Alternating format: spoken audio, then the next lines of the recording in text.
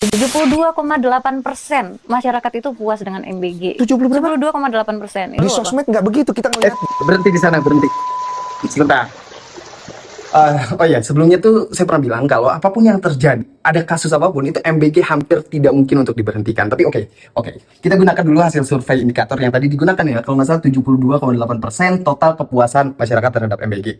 Ini benar, tetapi di survei yang sama ada data berikutnya. Misalnya 33,8% itu publik percaya bahwa MBG tidak akan dikorupsi. Jadi ini lemah sekali. Nah, data ini sebetulnya dihasilkan dari penjumlahan persentase kepuasan, baik itu sangat puas 12,2% ataupun cukup puas 60,6%. Nah, sama juga 33,8% ini sebenarnya dihasilkan dari persentase sangat percaya 2,9% dan percaya 30,9%. Kepuasan ini sebetulnya menunjukkan bahwa masyarakat itu puas dalam hal tujuan programnya, membuat anak-anak senang gitu ya. Ya memang betul gitu. Terus juga membuat keluarga terbantu gitu akan adanya MBG dan programnya memang baik gitu. Tapi kalau kita lihat data berikutnya, kenapa meskipun masyarakat mendukung, tetapi pada saat yang sama masyarakat justru percaya bahwa kebanyakan MBG ini ya pengelolaannya berpotensi korupsi gitu.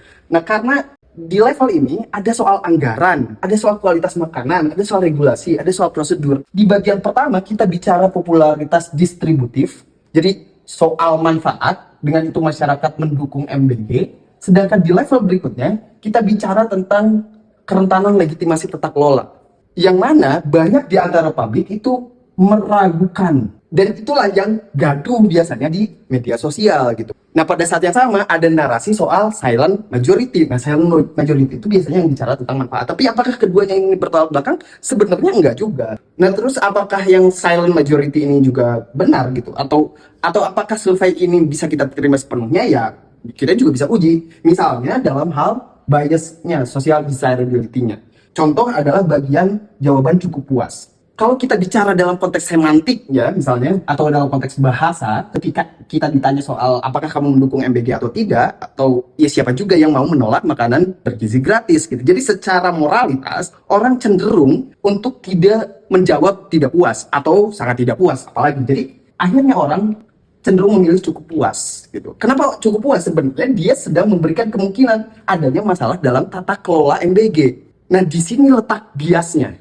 Karena pada saat yang sama, cukup puas ini kemudian diakumulasikan dengan sangat puas sehingga menjadi 72,8%. Padahal angka ini sebetulnya menyimpan permasalahan atau keluhan soal tata kelola dan legitimasinya. Nah, kalau kita melihatnya begitu, maka apa yang terjadi di bagian pertama dan di bagian kedua itu tidak sepenuhnya bertolak belakang. Terima kasih.